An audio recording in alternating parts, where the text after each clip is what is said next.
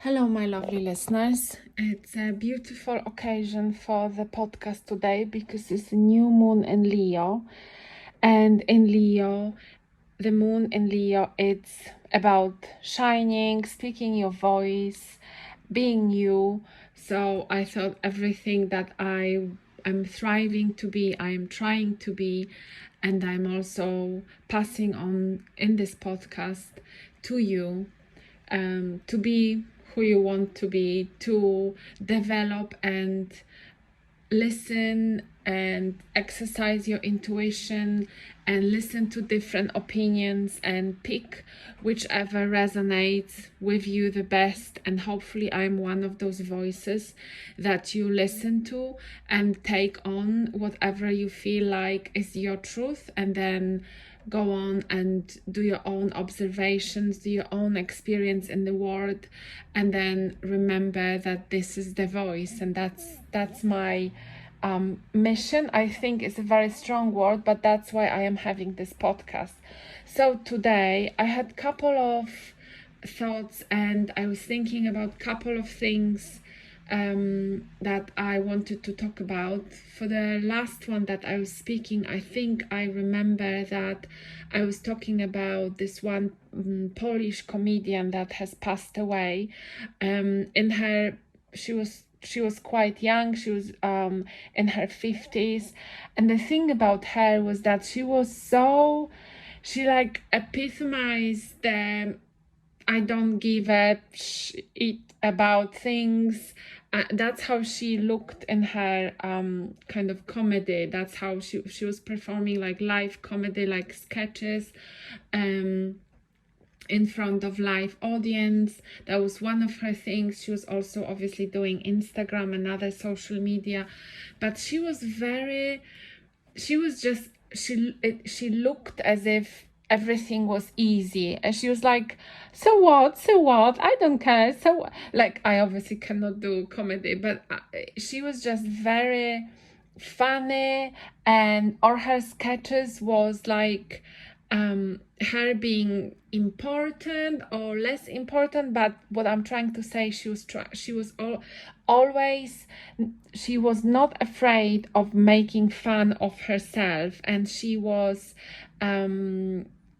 doing this as different characters, but as if those characters were part of her. It was always a woman, and it was so relatable to like any woman. So for example, she was caught up in bed with someone, and she and her husband comes back home, and she's like, you were supposed to be away from work. It's not my fault that you came back home so early, is it now? So obviously she was just doing entire thing. It was so funny and like sort of self-aware, but not really self-aware, and being like deeply in her own self, like rooted in herself, and very confident. That's what I wanted to say, confident, but also not aware of any shortcomings. There's another sketch where she is trying to pass her exams, and it's like a verbal exam at university, and it's obvious that she doesn't know anything about any literally periods.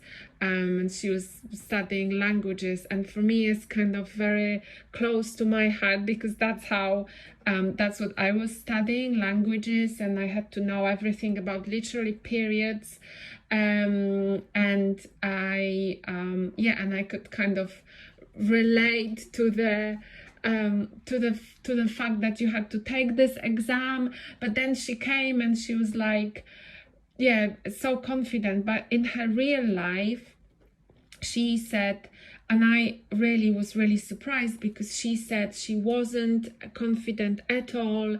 She didn't fly, so she was afraid of going on a plane and taking a flight. She was really paranoid about cancer and getting cancer. And she had like panic attacks on the stage, and really going into the the people that we see, the really extroverts outside, no, I don't know, people like Justin Bieber and everyone, or a lot of people who have this very strong persona, that's how we observe them, who are very successful, reality or like music or actors, and they can be so strong and so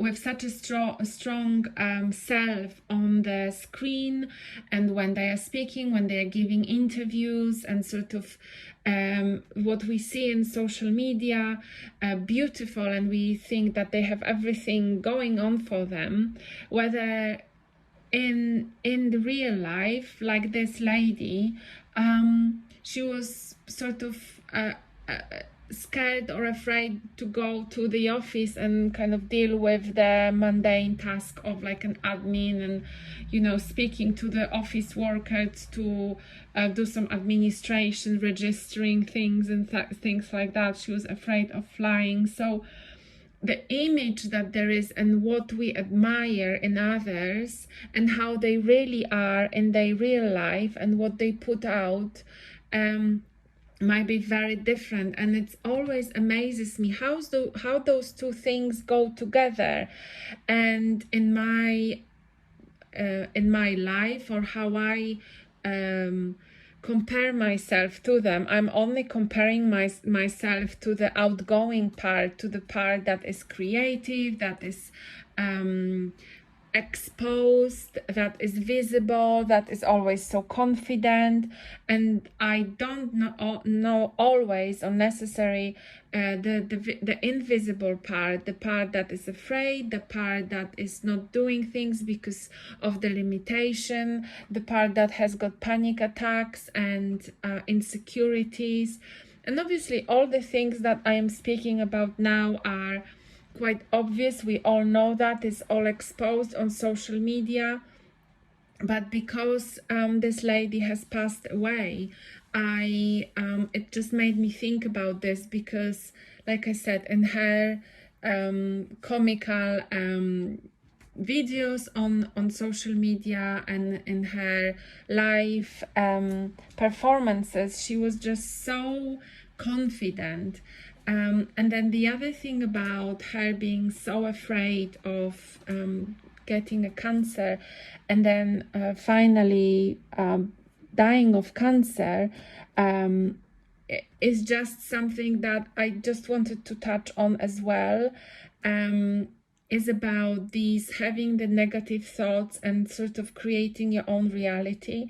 Now, I don't want to simplify that. I'm not saying that this is because she thought of this is what happened. And I don't know how much she was thinking about this, and how she was in her mind of, I'm getting this, I'm not getting this.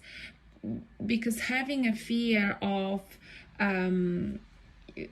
getting a specific sickness or being unwell is a very real thing to a lot of us, and sometimes for me as well. And then how to off balance this, and how to kind of make sure that you acknowledge those thoughts, and you kind of stand face to face with these thoughts, while not allowing yourself to be swiped over with those. And especially with this lady, that she's already overcame this sickness and she's already been through this, and it left her with this fear. So even speaking about this, I am thinking of, the less I speak about this, the less I think about this, because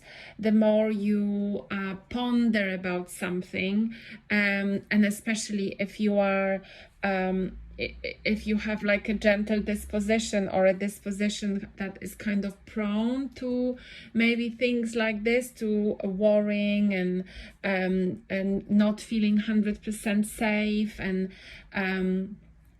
and being afraid, then you are more prone to get thoughts like this, to get thoughts about sicknesses and illnesses and being unwell, especially also if it happens near your family or someone very close to you, and then you maybe end up thinking, what if it happens to me? So I want to be aware, obviously, of those thoughts, and I don't want to avoid them, because first of all, that's how I am made, and I don't want to avoid them, but I also don't want to be kind of swiped by those thoughts, so I am just in this spiral of panic, or being in total control of those thoughts.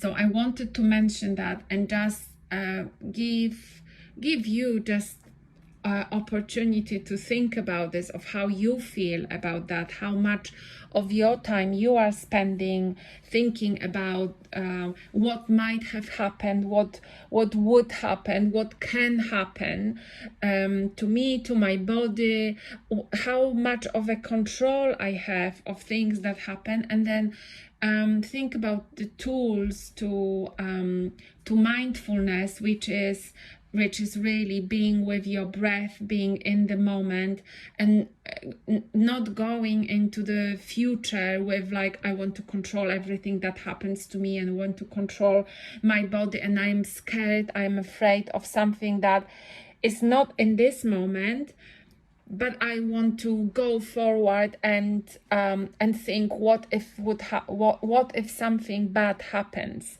and being scared of things that are not here at this very moment, and stop and really think about what benefits does it give me. Is there anything that I can really control? So can I eat better? Can I exercise? Just some things for my body. Can I do some tests maybe? And then also, I know that there are some people who go and do extensive tests and testing themselves all the time. I've heard about these as well. Can I do some tests? But also, how much tests do I need to do to be like 100% sure?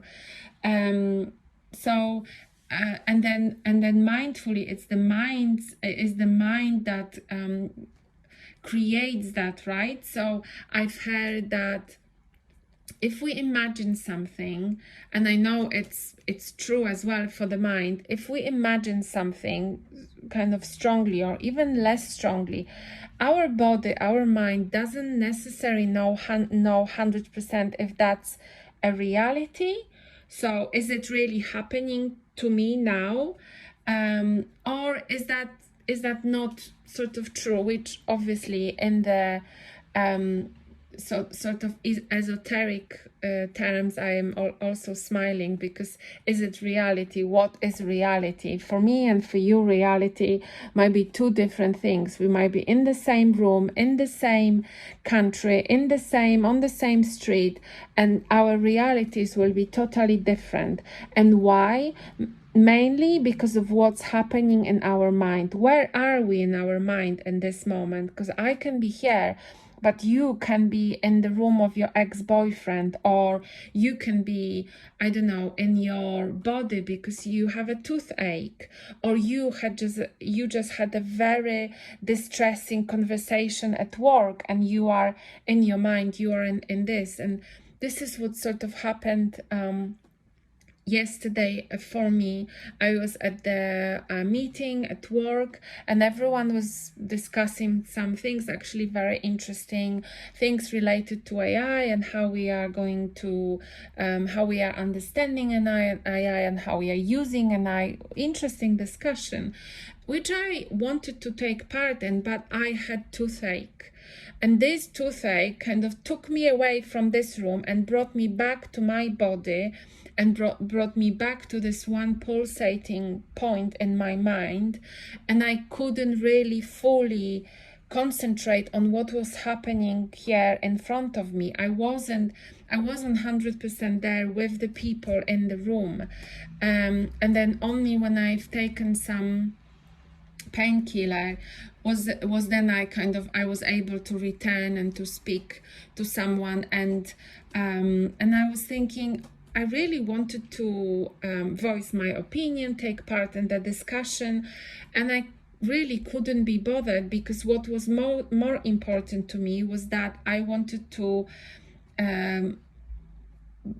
not to have this pain, or I was acknowledging the pain that was there with me, and I was kind of observing it goes and ups and downs, and then I was thinking about going to the dentist and how to fit it within me, and I was thinking about if it's what's the reason for the tooth, everything else but being in the discussion. So that's what I mean. Our realities are really different, and this is also a very good thing to understand when you are speaking to other people, where other people hurting you, where other people are at, and that their reality might be totally different to your reality and where they live. For me, it's always a bigger discussion as different parts of London where you live, you might have different thoughts about London, for example. I won't go into that at the moment, but I think I said a couple of things about the area where I am. And so that was one thing about the reality of other people and how they really are and how they present themselves, and having kind of two almost personalities, and us observing only what is visible at this very moment. We know that there are many autobiographies, many books, and you kind of see and understand what these people been through, and really always they come out as very strong people, as people who are playing on their skills, who are not afraid at some point, when they are not afraid to go and perform in front of hundreds of people, make them laugh, remember the lines, create at the moment, be agile, be open to criticism and everything, because you want those laughs. And at the same person being afraid to go on the plane where you just sit and basically fly. So it can be for one person, or both of those truths can happen. When you perform in front of hundreds of people, but in the same time you are afraid to go to the some sort of office and kind of deal with some life admin tasks, or you are really introvert and you just like to be in your house with the cats, and then you go out and you attend some parties and celebrities, and always approach people outside to have some collaborations with. So things like this. That's one thing I wanted to talk about, just for you to think about of how you approach that, and also how you create your own reality. I love this subject. I always like to think about, how do I create my reality? What's available? And the answer is always everything is available. One thing was that just something from my life again is that my family in 18th century, 19th century used to own these big mansions. Basically, they own the village, and this estate house.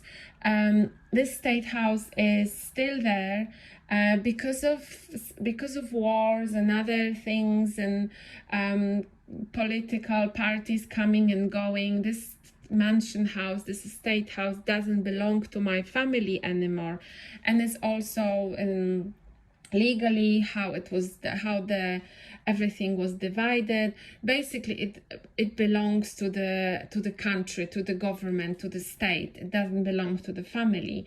So apparently family was trying to get the house back, but it's very complicated. Some of the family members don't agree with others. And I was speaking to my mom, and I said it would be so good to get this house back. Is a huge, big house, like a mansion or whatever you call it. And I said it would be really good to get it back somehow, maybe get the family to agree.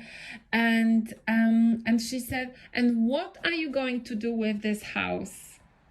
And why do you need this house? So these are just two different life approaches. Obviously, my mom is older, but what I know, this is how she approaches things, and kind of with the no, why do you need it? It's not necessary. It's not gonna turn right, or it's too much, asking for too much, wanting too much. Obviously, when you ask for so much, you are not going to get it. And I was brought up with thinking like this, and I know I limit myself. I know that I don't ask for too much.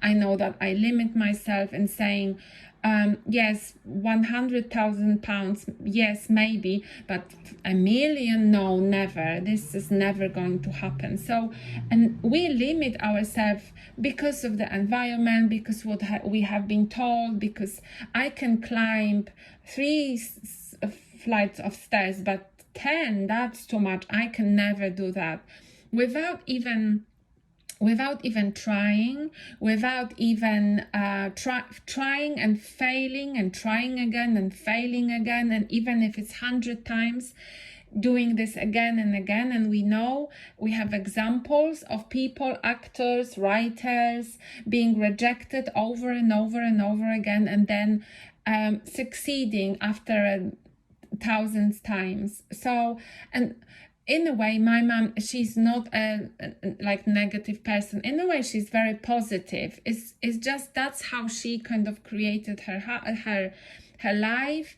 and she's got a good life for her. It's just, why would you say to someone, no, why would you need that? It's not achievable. Instead of saying, it might be hard, go ahead and try, right? It would be so nice to have this for you, because I know you always wanted to have it. If you spend your whole life wanting this and trying to achieve it, make it your goal, and I help you as much as I can, whatever you ask me for, addresses of the family and things like this. So just to change this approach, and I believe this is the first step to changing your reality. I know I have programming and templates in me running so strongly. I know that. And I know I limit myself, and I recognize that. And I also recognize that recognizing is the biggest first step that you can take, because then you are starting to be accountable to yourself, and you starting to trust yourself and starting to trust your intuition. And then you can be kind to yourself, you can parent your inner child and said, okay, we didn't succeed this time, let's do it and try again. And then slowly, and it's a process, and it could be for many years, but recognizing that and doing that. And even when I speak, I kind of organize these thoughts in my head, and kind of I will try even more to not limit myself, to expand myself. If I am funny, if I am being judged by other people, if I'm being judged by my mom or anyone else, that's fine, let be it. I'm already in it anyway, because I am here. And just the last thing that I wanted to really quickly, actually 2 things. One, I was thinking why I'm not showing my face. Is always only recorded on YouTube, is also recorded, no face. And I just don't have a need at this very moment to show my face. I wanted my voice to be heard. This is why it's Hannah Talks. And I mean, you can see my pictures up on Instagram if you are interested. Maybe at some point I will go on and show my face. I don't think it's necessary now. And I'm thinking, oh, but maybe if I did, I would have a bigger outreach, I would reach more people, and I would love to do that. It's just at this very moment, that's not a priority to show my face. I love talking to the microphone. I love talking to you while I am really in the talk, and I am not conscious about or self-conscious or whatever, how do I look like at this moment. This is definitely work in progress, but at this moment I want to do it, and if it's harder way, so be it. This is how I feel comfortable at the moment, and I feel like this is already a big step that I am doing, recording this as it is. So bear with me if you want to see my face at some point. And I can see how it's helping other influencers and how it really kind of maybe brings the whole picture when you see someone's face, someone smiling. There's a different kind of energy when you can see the whole person. But at this point, I am my voice, and I talked about the English being a second language, pronunciation, this and that, vocabulary. So I am sort of making it harder for myself, maybe, but I really want to get through to everyone through my voice first, and then if it progresses to showing my face, that's fine. I thought all you need to know is that I am a tall, blonde lady or girl, which sounds like, oh, tall and blonde. Anyway, that's what I wanted to do, to say about showing off my face, because I thought this thought just came to me, so I thought I talk about this. And then the last thing was about this short movie by Wim Wenders, which I actually watched yesterday, and it was called The Curious Case of Henry Sugar, I think. And basically I was thinking about Aaron Doughty and then this episode, because you must watch it. It's just so fascinating. It's about this guy who, and it goes through a couple of people, from them, like a Buddhist monk, I think, who he was a Buddhist monk that was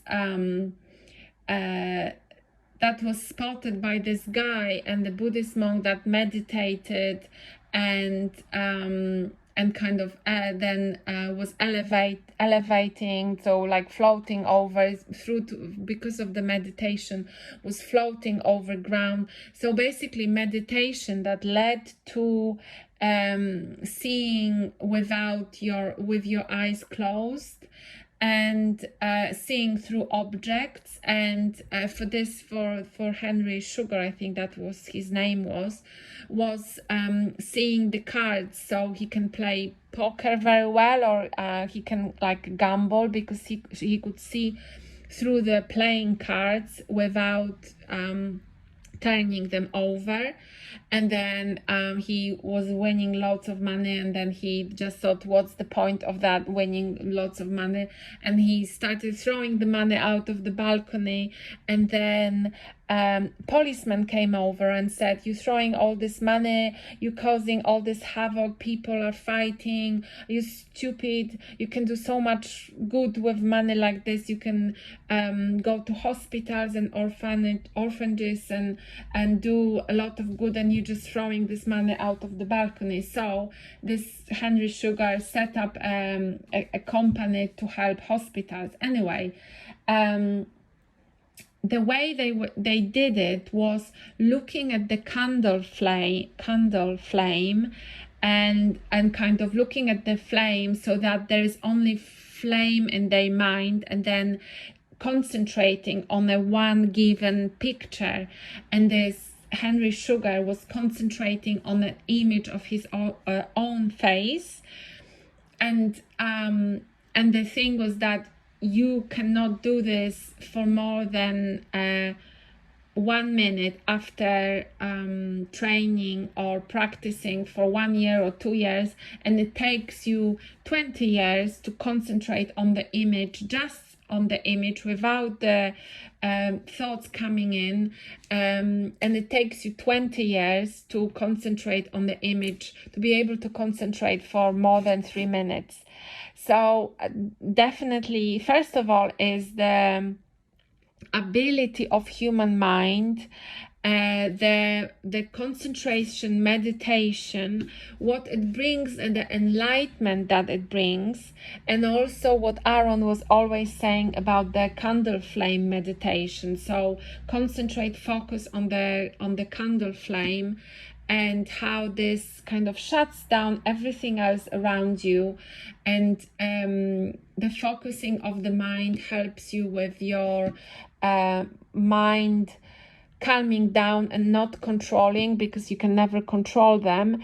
Is just keeping them kind of in a spaciousness and keeping yourself focused on one thing, and by doing that, expanding your mind and expanding your ability. So I found it very, very interesting.